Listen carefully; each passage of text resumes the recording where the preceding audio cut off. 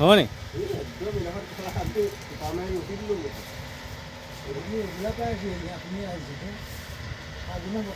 এতিয়া অকণমান কমেই ধোঁৱাটো ওলাই আছে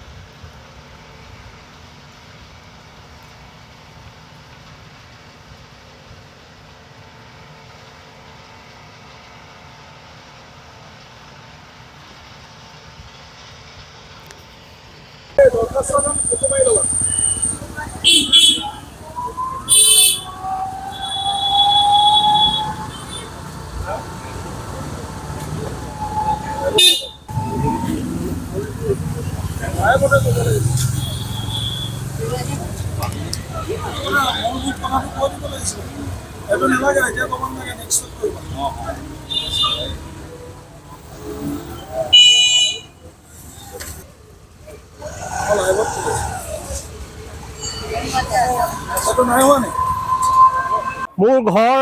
ইণ্ডাষ্ট্ৰিটোতো বিলকুল কিনাৰতে মোৰ ঘৰ কাষেদি গাড়ী মটৰ যায় ডাম্পাৰ যায় সেই ডাম্পাৰে গোটেই ঘৰ হিলাই দিয়ে আৰু সেই ইণ্ডাষ্ট্ৰিটো ধোঁৱাই আমাক গোটেই ঘৰ আৱৰি ধৰে আমি দৰ্জা খিৰিকী বন্ধ কৰি ৰাতি দিনৰ আগতে দিনটো ৰাতি গতে আমি দৰ্জা খিৰিকী বন্ধ কৰি ভিতৰত সোমাই থাকিবলগীয়া হৈছে আমাৰ কাম বন কৰিবলৈ বাহিৰলৈ ওলালে মুখত সোপা লৈ লৈ যাব লাগে সেইকাৰণে আমি সকলো ৰাইজে আহি পেলানি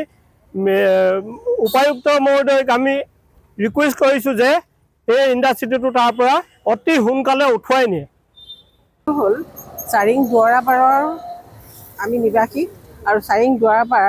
নেশ্যনেল হাইৱেৰ পৰা প্ৰায় 200 মিটাৰ নিলগত সেই 200 মিটাৰ নিলগতে এটা ইণ্ডাষ্ট্ৰি স্থাপন কৰিছে যিটো ইণ্ডাষ্ট্ৰিয়ে বিটুমিন জ্বলাই দুৰ্গন্ধৰ সৃষ্টি কৰিছে আৰু তাৰ উপৰিও যিটো ক'লা ধোঁৱা এই ধোঁৱাটোৱেও গোটেই গছ গছনিৰ পৰা আৰম্ভ কৰি মানুহৰ ভিতৰতো মানুহ থাকিব নোৱাৰা অৱস্থা এটা হৈ গৈছে মোৰ ঘৰৰ 50 মিটাৰ দূৰতে এই ফেক্টৰীটো আচলতে প্ৰদূষণ নিয়ন্ত্ৰণ বিভাগে কেনেকৈ তাত পাৰ্মিশ্যন দিলে আমি সেই বিষয়টো নাজানো কিন্তু মানুহৰ জীৱনৰ প্ৰতি সকলোৰে মমতা আছে সকলো জীৱৰে জীয়াই থাকিবলৈ মন আছে এনেকৈ অকালতে মৰিবলৈ বেমাৰত ভুগি মৰিবলৈ কাৰো ইচ্ছা নাযায় গতিকে আজি কণ কণ শিশুসকল উঠি আহিছে আমি বাৰু এই 60 বছৰ পাৰ কৰিলোৱেই কণ কণ শিশুসকলৰ কি অৱস্থা হ'ব আমি ওলাইছোঁ সোমাইছোঁ মুখত সোপা লৈ পেলাই সেইটো বেলেগ কথা কিন্তু শিশুসকলক সোপা কোনে দিব তেওঁলোকৰ জীৱনটোত মৃত্যুৰ মুখলৈ ঠেলি দিছে কোনে এই বিষয়ে মই আশা ৰাখিছোঁ আমাৰ এতিয়া DC ছাৰৰ ওচৰত যিখন পুনৰ আবেদন জনাম তেখেতে এটা বিহিত ব্যৱস্থা ল'ব আৰু দ্বিতীয় কথা হ'ল ইয়াৰ যোগেদি মই অসম চৰকাৰকো এটা অনুৰোধ জনাইছোঁ যাতে সেইটো আমাৰ তাৰ পৰা হস্তান্তৰ কৰি দিয়ে যিকোনো খবৰৰ বাবে যোগাযোগ কৰক 7099017330 লগতে 7099017110 নম্বৰত